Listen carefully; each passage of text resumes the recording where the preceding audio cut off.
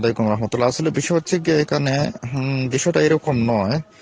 উনি যে একটা ইলমুল ফিকহের একটা যে পেজ শেয়ার করতেছে, বলতেছে হানাফিদের কিতাবে এরকম লেখা। আসলে এটা বিষয়টা এরকম যে উনি বলতে চাচ্ছে এই কথা যে अगर कोई मर्द किसी जानवर या मर्द के खास हिस्से मुश्तरक हिस्से में अपना खास हिस्सा दाखिल करे या उसका खास हिस्सा अपने मुश्तरक हिस्से में दाखिल करे तो उस पर गुस्ल फर्ज नहीं होगा, बशर्त के मनी ना निकले। বারবার হয়েছে যদি মনি না বার হয়, অর্থাৎ তার সরমগা যদি কোনো আহ, মানে জানোয়ারের হোক আর যে কোনো মানে পশুর সরমগার মধ্যে যদি খেয়ে ঢুকায়, যদি মনি না বার হয় তাহলে তার উপর গোসল ওয়াজিব হইতো না, फर्ज हुई तो ना।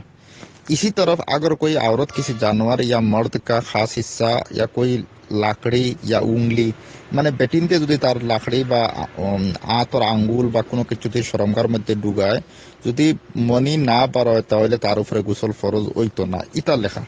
কিন্তু হেবাটা কিতা প্রচার করে দেখো এইগুলো আসলে জিনিসটা বুঝিয়া করতেছে না না বুঝিয়া করতেছে।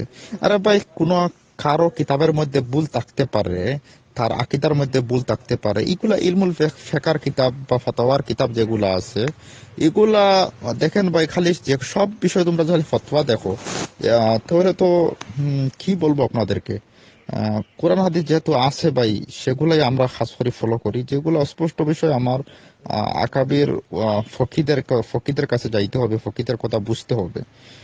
তো এগুলো অপপ্রচার করা এগুলো আসলে ইয়ে একটা কিতাবের মধ্যে যদি ভুল থাকে তো আপনি এই যে হাইলাইট করিয়া প্রচার করতেছেন, যেমন আমি জানি না কিন্তু আপনার মাধ্যমে জানতে পারলাম, অনেকে জানেন আপনার মাধ্যমে জানতে পারতেছে।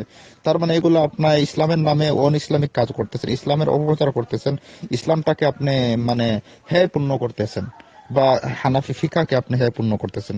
দেখেন, এই বিষয়গুলো করা উচিত না মনে করি আমি।